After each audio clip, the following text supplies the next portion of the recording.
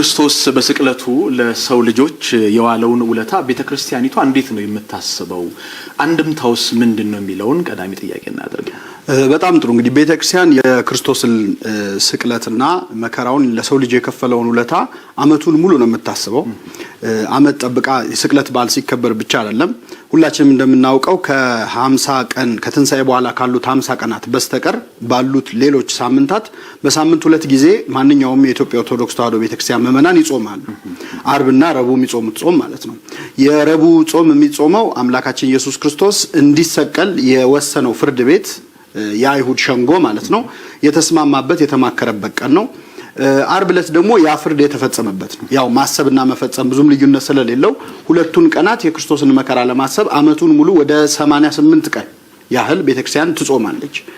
ይህ የመጀመሪያው ነው። ሌላው በሥርዓተ አምልኮ ሁሉ ኢትዮጵያ ቤተክርስቲያን የክርስቶስን መከራ ታስባለች። ማንኛውንም ቤተክርስቲያን ከሩቅ ስትመለከት ከላይ የምንመለከተው የቤተክርስቲያኑን ጉልላት ነው።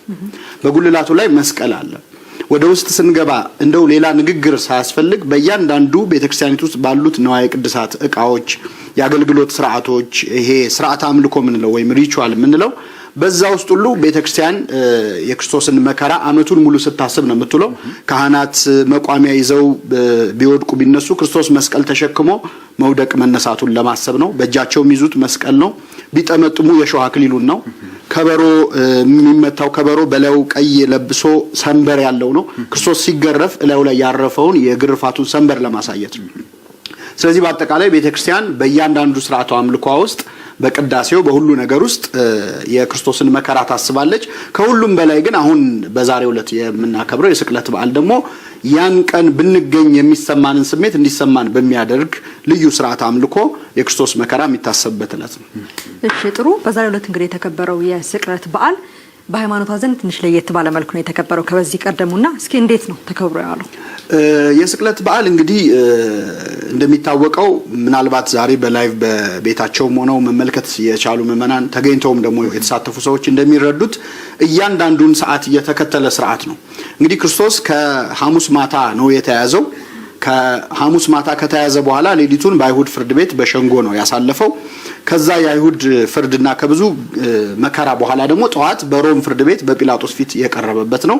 ከዚያ ከ3 ሰዓት 6 ሰዓት 9 ሰዓት እያለ እያንዳንዱ ክስተት የተካሄደበት ዕለት ነው አርብ ዕለት ማለት። እንግዲህ ይህንን ለማሰብ ሌላ ቀን እንጾማለን። አንዳንድ ሰዎች እንደውም መራራ ሐሞት መጠጣቱን ለማሰብ ከኢትዮጵያ ነገስታትም በጥንት ዘመን ኮሶ መራራ ነገር በመጠጣት ሁሉ የሚያስቡ ሰዎች ነበሩ። አርብ ዕለት ማለት ነው። አሁን አርብ በጠዋት አልበላም ይላል ሰው፣ በአርቡ ምድር ይላል። ምንድነው ተርቦ ተጠምቶ መውደቁ መነሳቱን የሚታሰብበት ዕለት ነው። የዛሬው ዕለት ግን እያንዳንዱ ስርዓት ጊዜ 3 ሰዓት፣ ጊዜ 6 ሰዓት፣ ጊዜ ተሳቱ ሰዓት እያለ 9 ሰዓት ላይ እንዲሆነ 6 ሰዓት ላይ እንዲሆነ የሚለው የወንጌል ክፍል ይነበባል። ያንን የተከተለ ጸሎት፣ ያንን የተከተለ ስግደት ይካሄዳል ማለት ነው። በዚህ መልኩ ነው ቤተክርስቲያን የክርስቶስን መከራ በዛሬው በዓል ላይ የምታስበው። መልካም መምህር፣ ምናልባት በዚህ ወቅት ያው ከኮሮና ቫይረስ ጋር በተገናኘ ከዚህ ቀደም ከነበሩት የቤተክርስቲያኒቷ የበዓል አከባበር በተለየ መልኩ ነው የተከበረውና መጪው ደግሞ የትንሳኤ በዓል ነው በዕለተ እሁድ የሚከበረው። ምእመናኑ በምን አይነት መልኩ ያንን ክብረ በዓልስ ማሰብና ማክበር ይኖርባቸዋል? እንግዲህ ያው ሁላችንም እንዳየነው ትንሽ አሳዛኝ ነው እስከዛሬ ካየነው በዓል። በተለይ ለኢትዮጵያ ኦርቶዶክስ ተዋሕዶ ቤተክርስቲያን በአጠቃላይ ለኢትዮጵያውያን ባዶ ቤተ መቅደስ አይተን የምናውቅ ህዝቦች አይደለም። ምናልባት በተለያየ ምክንያት ወደ አውሮፓ ወደ አሜሪካ የሚወጣ ሰው እንደሚረዳው አብያተ ክርስቲያናት ባዶ የሚሆኑበት አጋጣሚ ብዙም አዲስ አይደለም። በሌላው ዓለም አረጋውያንና እንደው የቆዩ ሰዎች ካልሆኑ ወጣቱ የሃይማኖቱን ነገር የተወበትና ባዶ ቤተ መቅደስ ማየት ብዙም አያስደነግጥም። በኢትዮጵያ ግን እጅግ በጣም ቤተ መቅደስ እንኳን በክብረ በዓል ቀርቶ ባዘቦትም ባዶ ሆኖ አያውቅም እና ያንን ማየት በጣም ያሳዝናል። ቤተክርስቲያኒቱም የመንግስት አካላትም ይህን እንግዲህ መመሪያ ሲሰጡ በተለይ ዛሬ ቅዱስ ፓትርያርኩ ባደረጉት ንግግርም እንዳሉት ህዝቡን ለመጠበቅ ካልሆነ በቀር ማንም ሰው ፈልጎ የሚያደርገው ነገር አይደለም። ከአቅም በላይ የሆነ ነገር ነው። በዚህ በጣም እናዝናለን፣ እንቆጫለን። የማይቀሩ ነገሮችን ግን አንተው። በትናንትናው ዕለት ቅዱስ ፓትርያርኩም በሰጡት መግለጫ እንደተናገሩት ለምሳሌ አሁን በአገሪቱ ብዙ ነገሮች ቢዘጉም ግን ገበያ አልተዘጋም፣ ባንክ አልተዘጋም። እንደዛው ቤተክርስቲያን ደግሞ የማታልፈው ቀይ መስመር አለ። ለምሳሌ ቆራቢያን የግድ መግባት አለባቸው። በምንም ምክንያት የማይቀር ነገር ነው።